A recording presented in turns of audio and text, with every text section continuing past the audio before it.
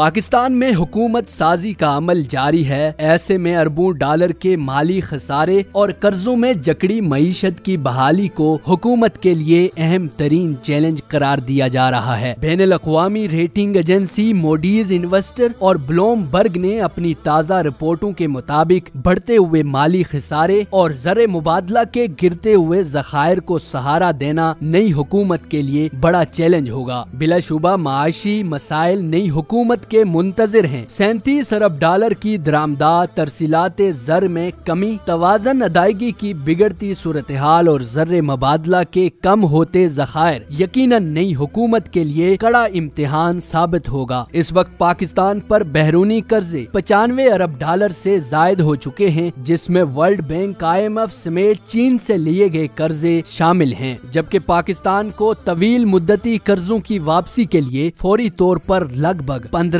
ارب dollar درکار ہوں گے۔ امریکہ نے جب پاکستان کو مشکل میں پایا تو حکومت کو دباؤ میں رکھنے کے لیے IMF سے ملنے والی بیل آؤٹ پیکج کو مذائقہ خیز شرائط کے ساتھ مشروط کر دیا۔ قرض کے اصول میں امریکہ نے پاکستان کی راہ میں روڑے اٹکائے تو برادر اسلامی ملک مدد کے لیے آ پہنچا۔ سعودی عرب نے اسلامی ترقیاتی بینک کو 4 ارب ڈالر سے زائد قرض دینے کا گرین سگنل دے دیا۔ بین الاقوامی جریدے فائنینشل ٹائمز کی رپورٹ کے مطابق پاکستان اسلامی ترقیاتی بینک سے 4 ارب ڈالر سے زائد قرض لینے کا ارادہ کر رہا ہے۔ فائنینشل ٹائمز کی رپورٹ میں مزید کہا گیا کہ پاک سعودی عرب تعلقات مضبوط ہو رہے ہیں۔ سعودی عرب پاکستان کو معاشی بحران سے نکالنا چاہتا ہے۔ رپورٹ کے مطابق اسلامی ترقیاتی بینک سے لیے جانے والا قرض درآمد ہونے والے خام تیل کی ادائیگی کے لیے استعمال ہوگا۔ رپورٹ میں مزید لکھا کہ IMF سے قرض لینے کے بجائے پاکستان بھی دیگر ذرائع سے مالی تعاون حاصل کرنے پر غور کر رہا ہے، اور یہ قرض پاکستان کی ضروریات کو پورا تو نہیں، البتہ اسے کم کرنے میں اہم کردار ادا کرے گا۔ واضح رہے کہ پاکستان اور سعودی عربیہ کے تعلقات ابتدا سے اب تک نہایت خوشگوار رہے ہیں۔ شروع ہی سے خصوصی تعلقات قائم ہیں۔ پاکستان اور سعودی عرب میں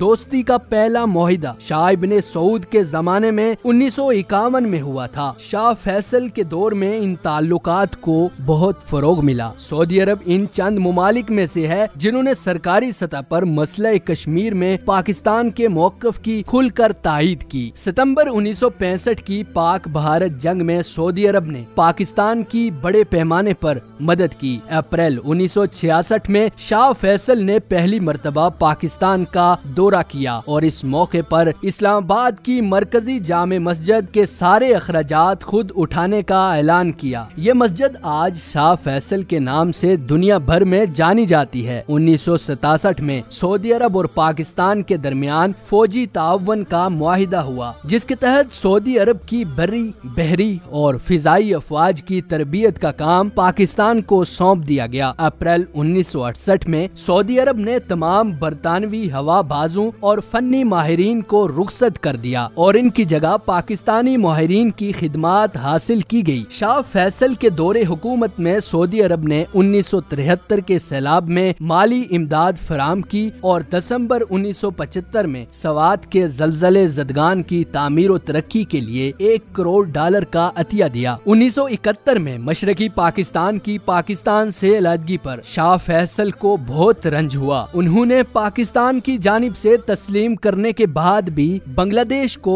تسلیم نہ کیا، جبکہ کشمیر قبرص، فلسطین، عراق، ایران تنازع، افغانستان میں روسی جارحیت، عراق کویت مسئلہ، ہندوستان اور پاکستان کے تنازعات، اسرائیلی جارحیت، حتیٰ کہ ہر عالمی مسئلے اور علاقائی تنازعوں پر دونوں ملکوں کی قیادتوں میں ہمیشہ ہم آہنگی پائی جاتی ہے۔ ایک سروے کے مطابق 95% پاکستانی سعودی عرب کے متعلق بڑے مثبت جذبات رکھتے ہیں، اور پاکستان جو نیوکلیئر طاقت سمیت بڑی مضبوط پروفیشنل اور ایک بڑی فوج کا حامل ملک ہے، ہمیشہ سعودی عرب کی دفاعی ضروریات پوری کرنے میں نمایاں کردار ادا کرتا آ رہا ہے۔ اسی لیے سعودی فرمانروا شاہ فیصل نے پاکستان اور سعودی عرب کے برادرانہ تعلقات کے متعلق کہا تھا کہ دونوں مملکتیں دینی، روحانی اور اعلیٰ و عرفہ رشتوں میں بندھی ہوئی ہیں اور ان کا تعلق وقتی فائدے اور مصلحت کی بنیاد پر نہیں۔ سعودی اور پاکستانی بہائی ایک جسم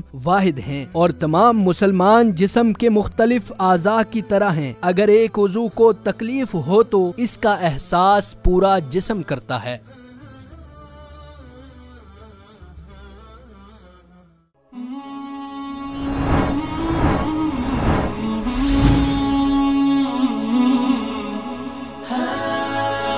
دنیائے اردو کا درخشاں ستارہ وصال اردو۔